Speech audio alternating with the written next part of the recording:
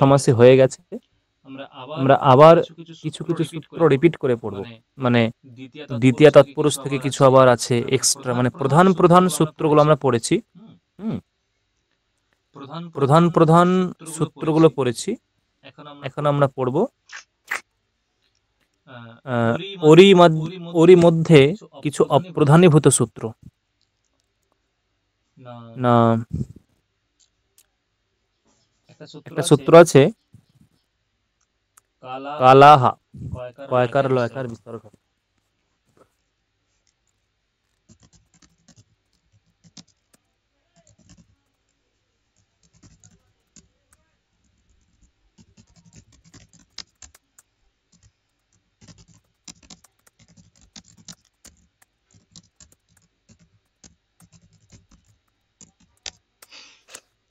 কালাহা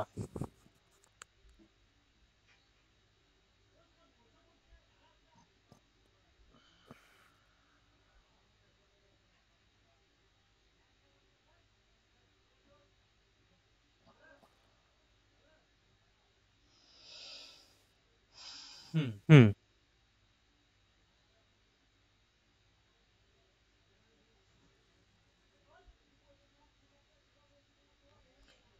এর অর্থ কি? অর্থ হচ্ছে এরকম যে কালোবাচক শব্দের সঙ্গে কালোবাচক শব্দের সঙ্গে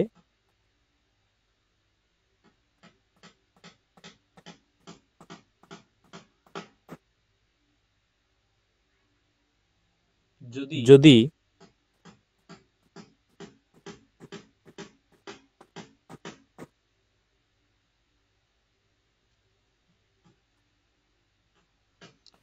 বা কালোবাচক দ্বিতীয়ান্ত বা দ্বিতীয় বিভক্তিযুক্ত শব্দ, এরকম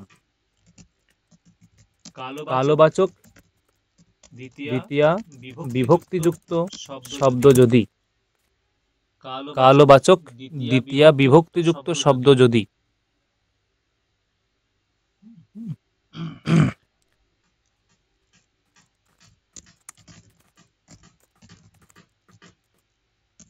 ত্বয়া প্রত্যয়ান্ত শব্দের সঙ্গে সমাসবদ্ধ হয়, তখন সেখানে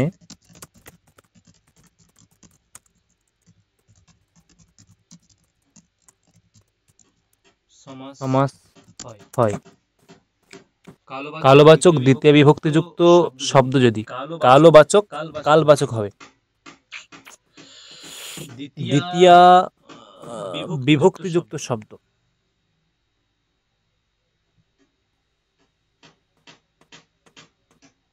যদি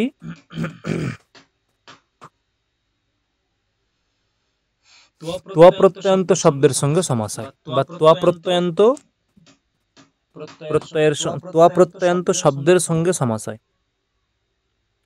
তখন সেখানে কি হবে? তখন সেখানে হবে যে এই দ্বিতীয় তৎপুরুষ সমাস হবে। না,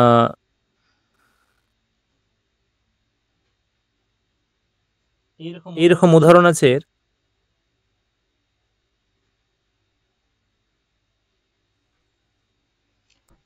যে মাসম, উদাহরণ মাসম প্রমিতঃ, মাসম প্রমিতঃ। দেখো মাস, মাস যে শব্দটা, এটা কিরকম শব্দ? মাস যে শব্দটা, এটা হচ্ছে দ্বিতীয়ান্ত, মানে মাসম দ্বিতীয়ান্ত প্লাস হচ্ছে মাস একটা কালবাচক শব্দ,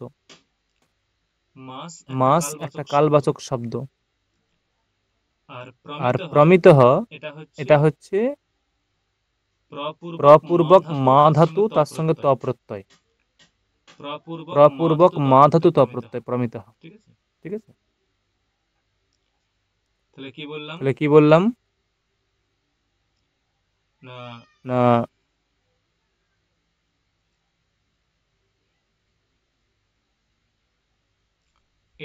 এটাই হচ্ছে বক্তব্য যে দেখো মাস এটা হচ্ছে কালবাচক শব্দ প্লাস দ্বিতীয়ান্ত দ্বিতীয় বিভক্তিযুক্ত শব্দ, এবং প্রমিতঃ এটা হচ্ছে ত্ব প্রত্যয়ান্ত শব্দ, প্রমিতঃ ত্ব প্রত্যয়ান্ত শব্দ, প্রমিতঃ ত্ব প্রত্যয়ান্ত শব্দ।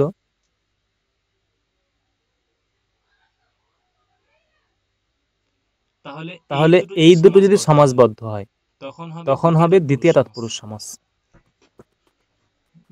যেমন ধরো এরকম বলা হলো, তাহলে কি হবে এখানে? এখানে সমাস হচ্ছে কালাহা সূত্র দিয়ে অলৌকিক বিগ্রহ,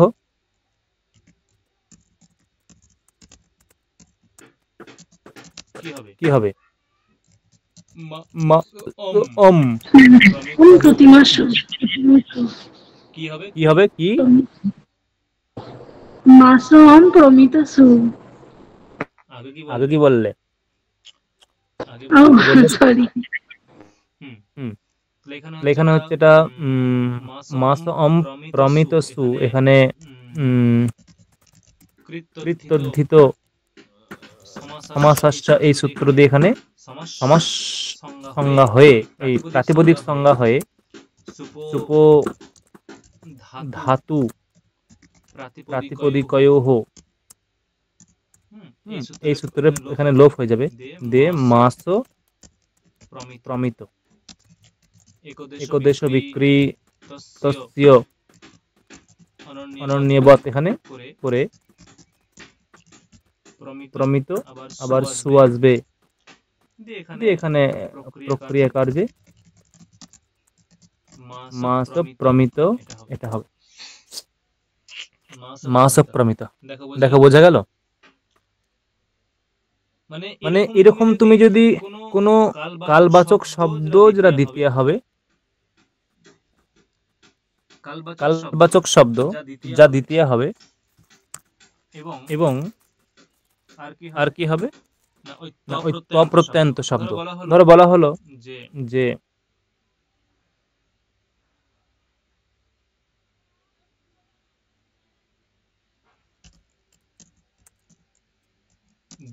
দিবসঙ্গতঃ, একই দিবসগতঃ, তাই না? এখানেও সে কালাহা সূত্র দিয়ে এখানে সমষ্টমাস হয়ে দিয়ে প্রক্রিয়া দিবসগতঃ একই হবে।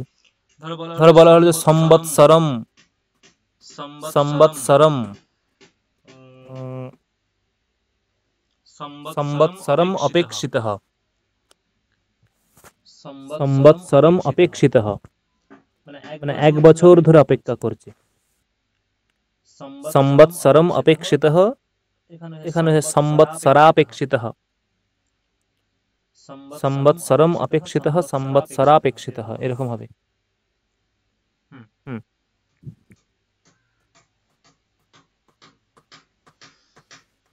আর কি এটা গেল, ঠিক আছে?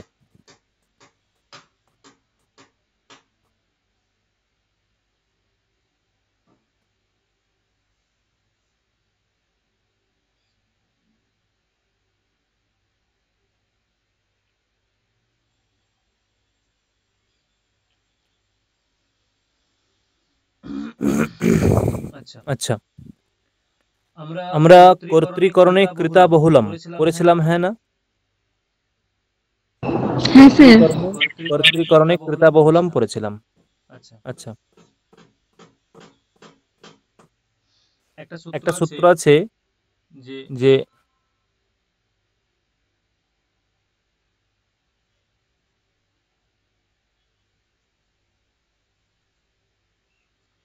অন্যেন ব্যঞ্জনম, এটা চলে যাচ্ছে তৃতীয় তৎপুরুষ সমাসে, এটা যাচ্ছে তৃতীয় তৎপুরুষ সমাসে, ঠিক আছে? অন্যেন ব্যঞ্জনম,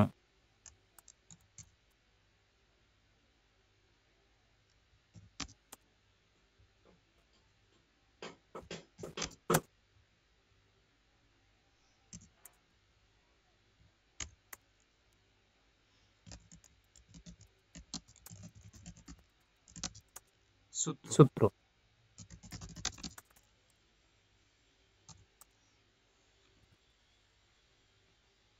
সূত্রার্থ কি? সূত্রার্থ হচ্ছে যে সংস্কারক দ্রব্যবাচক শব্দের সঙ্গে বা দ্রব্যবাচক তৃতীয়ান্ত শব্দের সঙ্গে অন্য শব্দের যদি সমাস হয় তাহলে তাকে তৃতীয়া তৎপুরুষ সমাস বলে।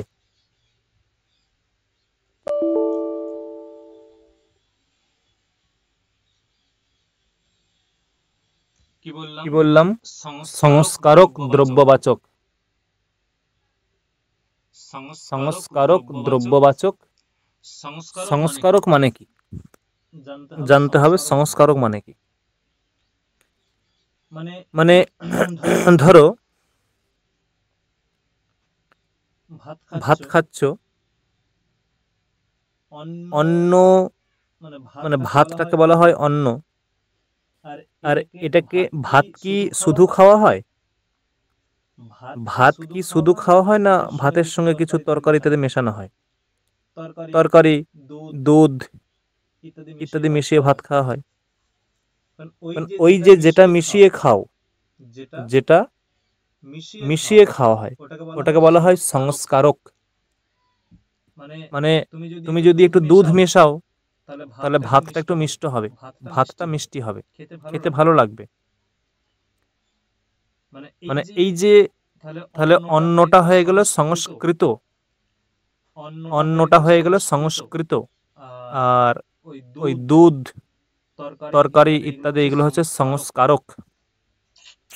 যেমন ধরো অন্য উদাহরণ বলছি, ধরো একটা ছেলে, সে অসৎ মার্গে গমন করত। অসৎ মার্গে গমন করত। একদিন কোন একটা তার স্যার তাকে বলল যে তুই এসব কেন করিস, এটা অসৎ মার্গ। তখন বোঝালো অনেক, একটা গীতার বই দিল, গীতার বই। বলল এই বইটা পড় এবং পড়ে জ্ঞান অর্জন কর। গীতা পড়ে, গীতায় তো কোথাও অসৎ মার্গে গমন করার কথা বলা নেই, সেখানে সর্বদা সৎ মার্গে গমন করার কথা বলা হয়েছে। সৎ মার্গে গমন করলে কি কি ফল হবে সেটা বলা হয়েছে।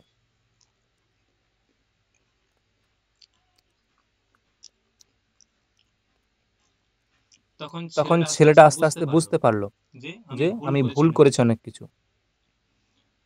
তাই সে আর অসৎ মার্গে গমন করে না, সে এখন সৎ মার্গে গমন করে। তাহলে ছেলেটা আগে ছিল অসংস্কৃত, তার চারিত্রিক বৈশিষ্ট্যটা অনার্যের মতো, সভ্য নয়, অসভ্যের মতো। এখন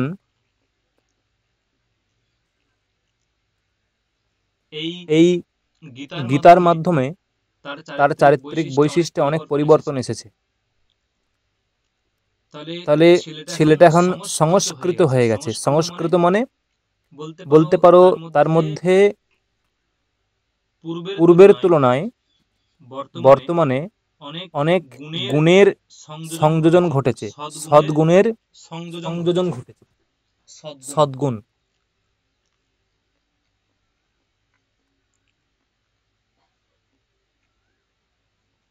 সদ্গুণের সংযোজন ঘটেছে।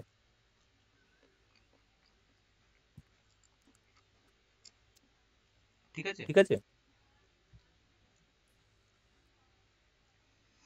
তাহলে ওই যে ছেলেটা হলো সংস্কৃত, তার সংস্কারকটা কি?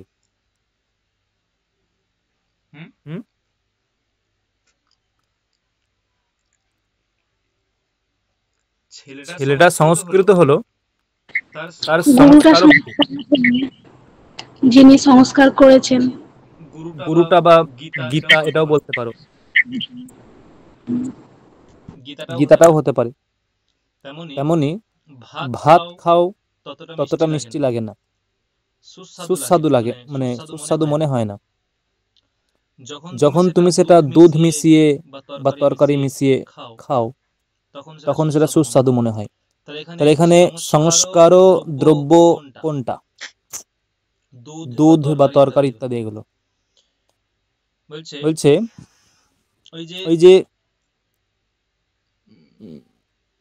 ব্যঞ্জনম, ব্যঞ্জনম মানে তরকারি ইত্যাদি, মানে সংস্কারক দ্রব্যটাকে বলছে। ব্যঞ্জনম বলতে সংস্কারক দ্রব্যটাকে বলছে ব্যঞ্জনম, মানে সংস্কারক দ্রব্যবাচক পদ যেটা হবে তৃতীয়ান্ত।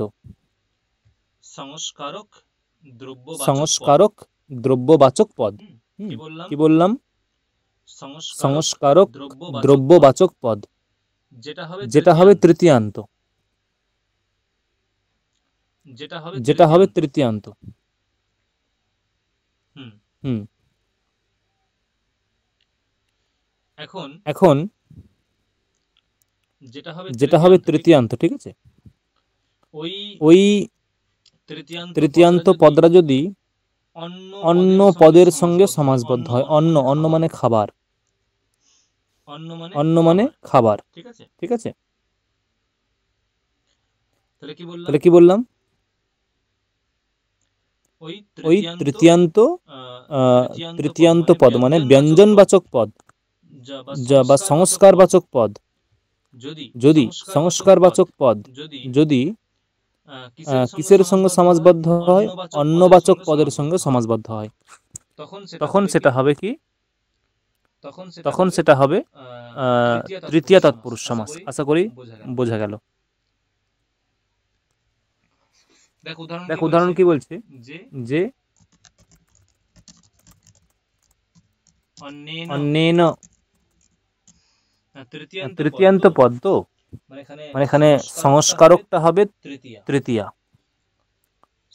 সংস্কারকটা হবে তৃতীয়া, মানে হবে দধ্না ওদনঃ। দধি, দধি শব্দ তার তৃতীয়ার একবচন দধ্না। দধি শব্দ তার তৃতীয়ার একবচন দধ্না। ঠিক আছে, কি বললাম? দধি শব্দ তার তৃতীয়ার একবচন দধ্না, এবং সেই দধি এটা সংস্কারবাচক দ্রব্য। দধি এটা সংস্কারবাচক দ্রব্য, ঠিক আছে। দধি এটা সংস্কারবাচক দ্রব্য। তাহলে এই সংস্কারবাচক দধি যেটা কিনা তৃতীয়ান্ত, সেটা অন্যবাচক মানে ওদন এর সঙ্গে সমাসবদ্ধ হচ্ছে। তাহলে এখানে সূত্র হবে কি? অন্যেন ব্যঞ্জনম। এই সূত্র দিয়ে এখানে সমাস সংজ্ঞা হবে, তৃতীয় তৎপুরুষ সমাস সংজ্ঞা হবে দধি টা ওদন সু। এটা অলৌকিক বিগ্রহ, এবং এখানে এর কৃত্যুদ্ধৃত সমাসাশ্চ, আর একটা হচ্ছে সুপধাতু কয় দিয়ে দধি ও দন। এখানে একদেশ, এখানে আগে একটা ইয়ে হবে, সন্ধি হবে, ইকো ইয়নসি করে সন্ধি হবে, দধ্যোদন। এখানে একদেশ বিকৃতস্য অনন্যবৎ, এখান থেকে আবার সু করে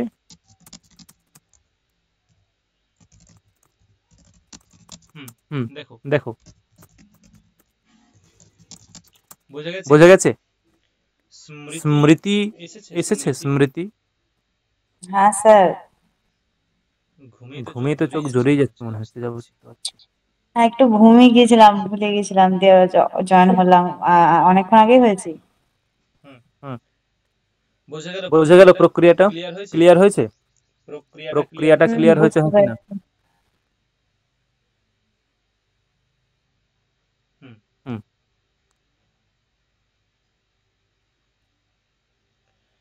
এই তৃতীয়াতে আরেকটা সূত্র আছে, ভক্ষ্যেন মিশ্রীকরণম।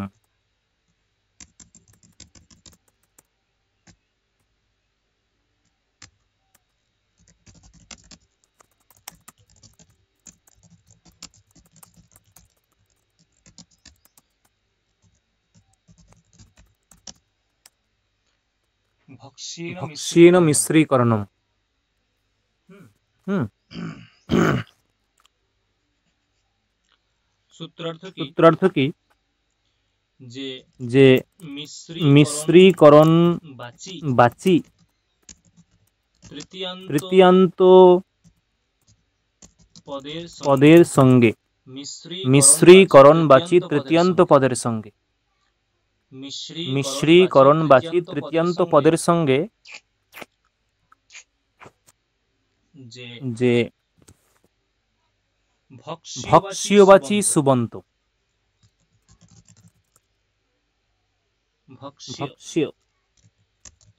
ভক্ষ্যবাচী সুবন্ত পদ যদি সমাসবদ্ধ হয়, তাহলে তা তৃতীয়া সমাস হবে। মিশ্রীকরণবাচী তৃতীয়ান্ত পদের সঙ্গে ভক্ষ্যবাচী সুবন্ত পদ যদি সমাস হয়, ধরো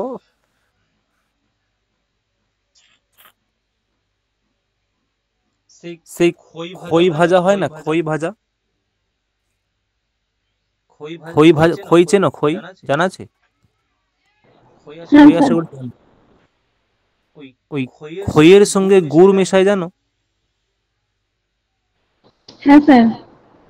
ওই মুরগি করে। মুরগি করে, ঠিক আছে। এখন বক্তব্য,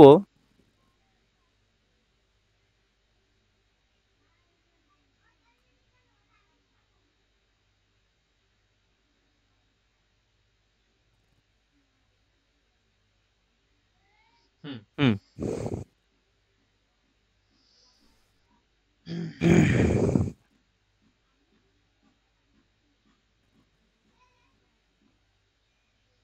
হুম তাহলে এখানে মিশ্রিত হয় কোনটা? এখানে মিশ্রিত হয় কোনটা? গুড় মিশ্রিত হয়। তাহলে দেখো, যে মিশ্রিত মিশ্রিত বা মিশ্রীকরণবাচী বা মিশ্রীকরণটা মানে মিশ্রীকরণ কার হয়? গুড়ের হয়। তাহলে মিশ্রীকরণবাচী শব্দ কোনটা? মিশ্রীকরণবাচী শব্দ গুড়টা। এই গুড়টা যদি তৃতীয়ান্ত হয়, এই গুড়টা যদি তৃতীয়ান্ত হয়, এই গুড়টা হচ্ছে তৃতীয়ান্ত হবে, আর কার সঙ্গে সমাসবদ্ধ হবে? না একটা ভক্ষ্যবাচী শব্দের সঙ্গে, ভক্ষ্য, একটা ভক্ষ্যবাচী শব্দের সঙ্গে। ভক্ষ্যবাচী বলতে কি? ভক্ষ্যবাচী বলতে কি না, যে যে খায় সে হয় ভক্ষক, যে খায় সে হয় ভক্ষক, আর যেটা খায় সেটা হয় ভক্ষ্য। কি বললাম, বোঝা গেল? যে খায় সে কি হয়? ভক্ষক।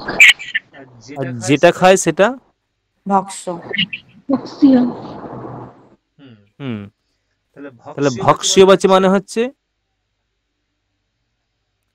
ভক্ষ্যবাচী মানে হচ্ছে যে যে যেটা খাওয়া হয় এমন ভক্ষ্যবাচী। তাহলে ওই যে মিশ্রীকরণবাচী শব্দ, মিশ্রীকরণবাচী যে শব্দ বা পদ, সেই মিশ্রীকরণবাচী শব্দ বা পদ, তার সঙ্গে সমাস কার? তার সঙ্গে সমাস হবে কার? তার সঙ্গে সমাস হবে ভক্ষ্যবাচী শব্দের, ভক্ষ্যবাচী। তার সঙ্গে সমাস হবে ভক্ষ্যবাচী শব্দের।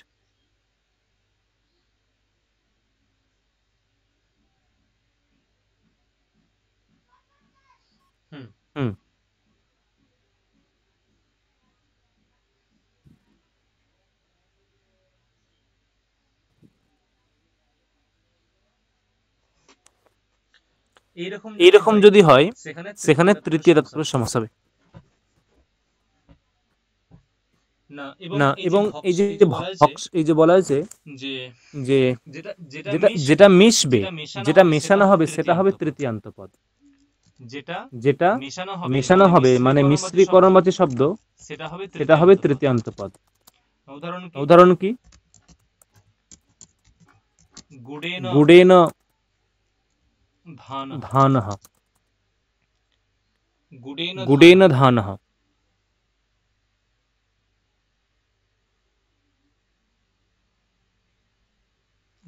গুডেন ধানঃ, তাহলে কি হবে এখানে?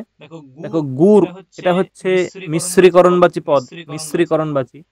আর ধানঃ এটা হচ্ছে ভক্ষ্যবাচী, বা গুডেন ওদনঃ এটাও করতে পারো।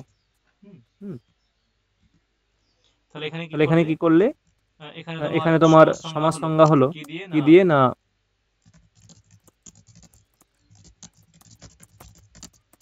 ভক্ষ্যেন মিশ্রীকরণম গুডেন গুডটা ধানসু। এখানে সমাস আসছে এবং দিয়ে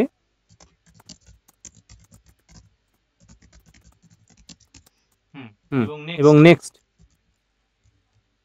গুডো ধানঃ একদেশ বিকৃতস্য অনন্যবৎ করে গুডো ধানঃ। ওই যেটা মূর্খী যেটা বললো ওইটাই গুডো ধানঃ। দেখো বোঝা গেল? ক্লিয়ার হয়েছে এটা? হ্যাঁ স্যার। শোনা যাচ্ছে? আমার কিন্তু নেট শেষ হয়ে গেছে, মানে ক্লিয়ার শোনা যাচ্ছে? হ্যাঁ স্যার, শোনা যাচ্ছে। একটু পরে হয়তো শোনা যাবে না। দেখো,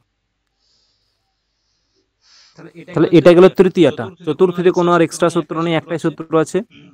পঞ্চমীতেও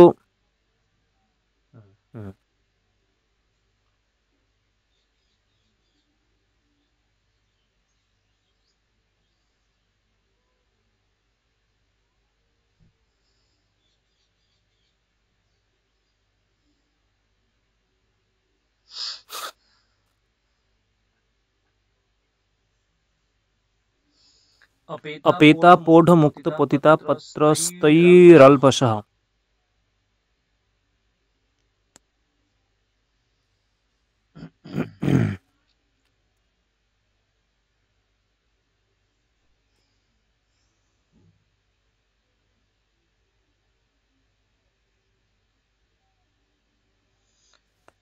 अपेत अपोढ़ मुक्त पतित आपत्रस्तैरल्पशः एतैः सह अल्पं पंचम्यन्तं समस्यते। अल्पं पंचम्यन्तं समस्यते।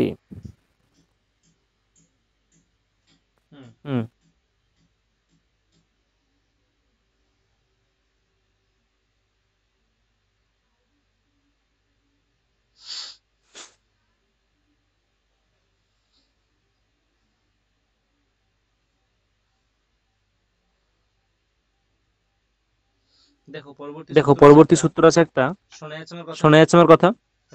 হ্যালো, কথা শোনা যায়? হ্যাঁ স্যার, শোনা যাচ্ছে। পরবর্তী সূত্র আছে একটা যে অপেতা পোঢ় মুক্ত পতিত পত্রস্থ পত্রস্তৈরল্পশः।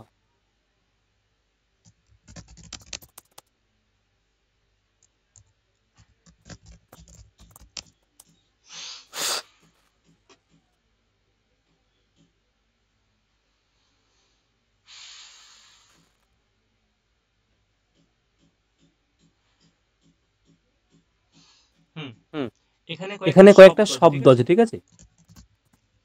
অপেত,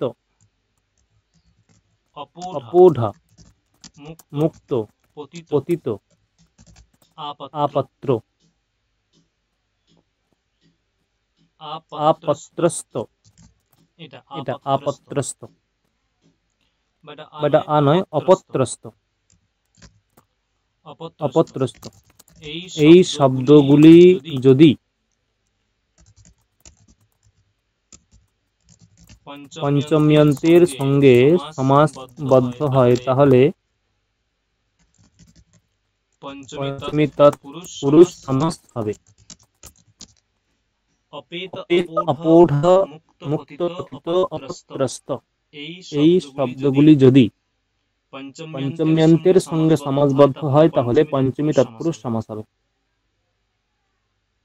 পঞ্চমী তৎপুরুষ সমাস হবে। ঠিক আছে।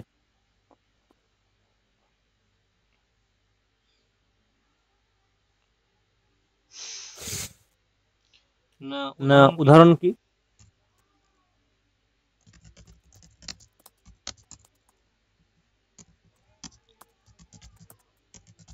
সুখাত অপেতঃ। স্যার অল্প মনে হয় হবে। না অল্পসহ এটা হচ্ছে অর্থ, এটা অর্থ একটা। ঠিক আছে।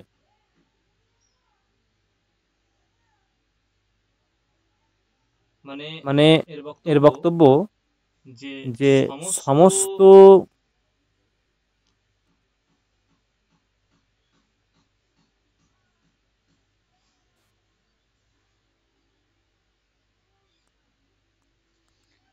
মানে সমস্ত পঞ্চমী হবে না। মানে কি বলবো,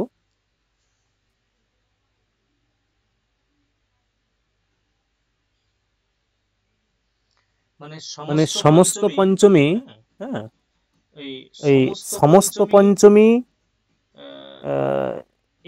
এই শব্দগুলোর সঙ্গে সমাসবদ্ধ হবে না, কিছু কিছু জায়গায় হবে না। সেই জন্য এখানে অল্পসহ বলেছে। অল্পসহ এখানে বলছে, দেখো যে অল্পসহ পদের তাৎপর্য কি, মানে টিকাতে বলছে কাশিকাতে, মানে আমি কাশিকা দেখেই পড়াচ্ছি। অল্পসহ ইতি সমাসস্য অল্প বিষয়তাম আচষ্টে অল্পা পঞ্চমী সমস্যতে ন সর্বা। আবারও বলছি, অল্পসহ ইতি সমাসস্য অল্প বিষয়তাম আচষ্টে। মানে ধরো বললাম যে সুখাত অপেতঃ সুখাপেতঃ, ঠিক আছে, সমাস হয়ে গেছে। ধরো এরকম বলা হলো যে পতিত আছে, পতিত পতিত আছে না, এরকম বলা হলো। ধরো বলা হলো যে প্রাসাদাৎ পতিতঃ, এখানে হবে না, কারণ দেখো পতিতঃ এই পদটা আছে, আবার প্রাসাদাৎ এখানে পঞ্চমী আছে, এখানে হবে না। প্রাসাদাৎ পতিতঃ এখানে সমাস হয় না সম্ভবত, এবং কেন হয় না আমাকে দেখতে হবে। আর একটা দিয়েছে যে ভোজনাৎ অপত্রস্ত ইত্যেবং আদৌ ন ভবতি। তাহলে কি বলছে, অল্পা পঞ্চমী সমস্যাতে, মানে সমস্ত পঞ্চমী, সমস্ত পঞ্চম্যন্ত পদ, এই যে অপেত, অপৌঢ়, মুক্ত, পতিত, এদের সঙ্গে সমাসবদ্ধ হয় না। মানে সমস্ত পঞ্চম্যন্ত পদ আবার সমাসবদ্ধ হবে না এদের সঙ্গে। তাহলে অল্প মানে সিলেক্টেড, কিছু কিছু বাদ যাবে। সেই জন্য এখানে বলেছে যে অল্পসহ ইতি সমাসস্য, পাঠাচ্ছি দাঁড়াও।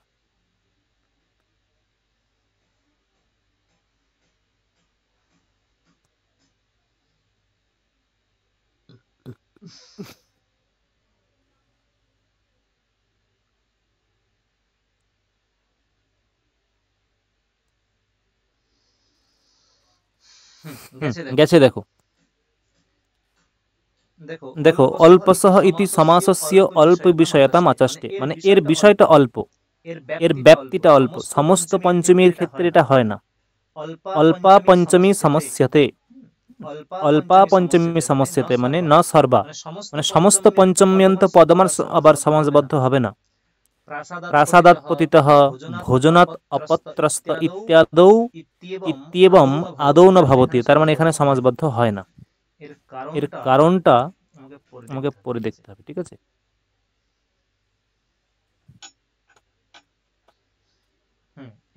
এটা সিদ্ধান্ত কৌমুদীতে বলেছে, দেখো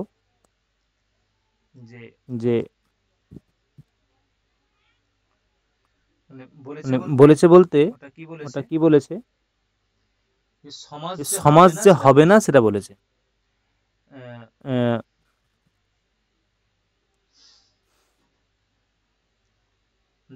দেখো দিলাম।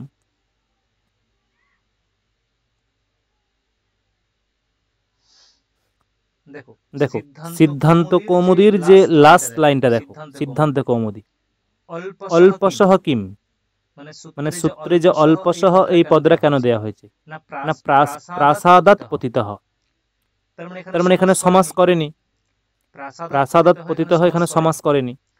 যদি সমাস করতো তাহলে প্রাসাদাত পতিতঃ প্রাসাদ পতিতঃ এখানেই থেমে যেত, প্রাসাদাত পতিতঃ প্রাসাদ পতিতঃ এখানেই থেমে যেত।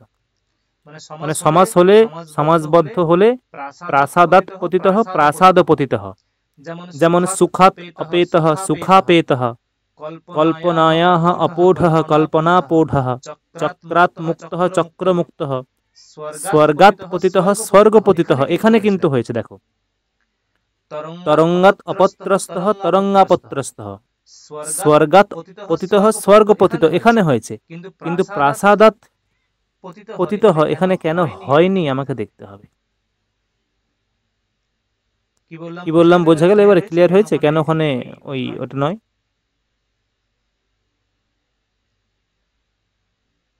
গেছে? হ্যাঁ অর্ণা? স্যার। হ্যাঁ স্যার। হুম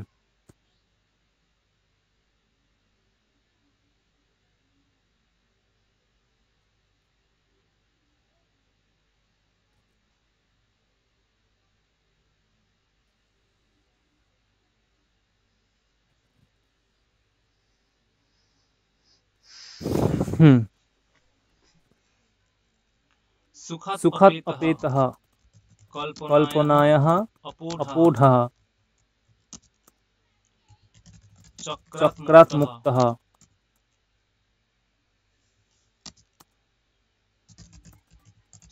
স্বর্গাৎ পতিতঃ। আরেকটা কি আছে? অপত্রস্ত, তরঙ্গাৎ অপত্রস্ত।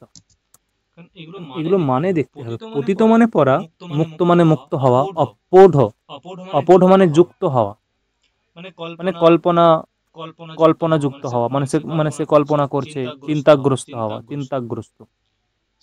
সুখাৎ অপেতঃ মানে সুখ থেকে মুক্তি পাওয়া, সুখ থেকে মানে সুখ থেকে বিচ্ছিন্ন হয়ে যাওয়া,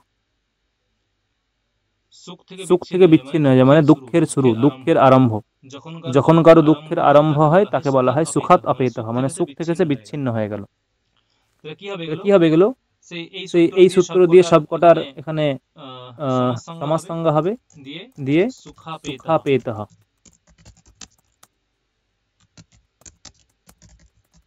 কল্পনাপূঢ়ঃ, চক্রমুক্তঃ, স্বর্গপতিতঃ,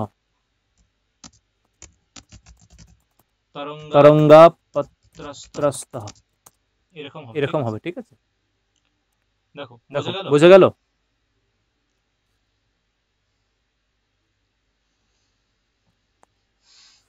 বোঝা গেছে? হ্যাঁ বুঝতে পেরেছি স্যার, মানেগুলো পাশে লিখে দেন না, এই অপত অপঠ এগুলোর মানে।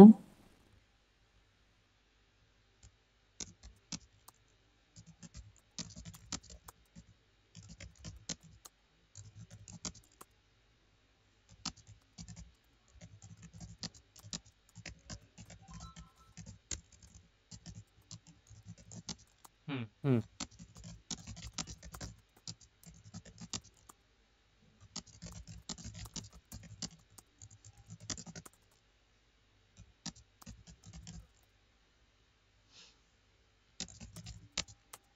তরঙ্গ মানে কি ঢেউ, অপত্রস্ত মানে কি অপত্রস্ত,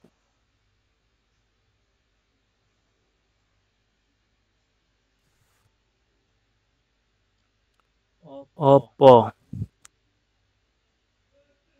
তৈরে ফলা, অপত্রস্ত মানে ভয়, তরঙ্গ থেকে ভীত। হয়েছে? বোঝা গেছে? বুঝতে আর কিছু পেরেছি। ডাউট আছে?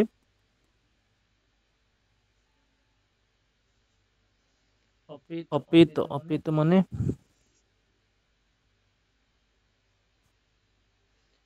হ্যাঁ, ঠিকই লিখেছি।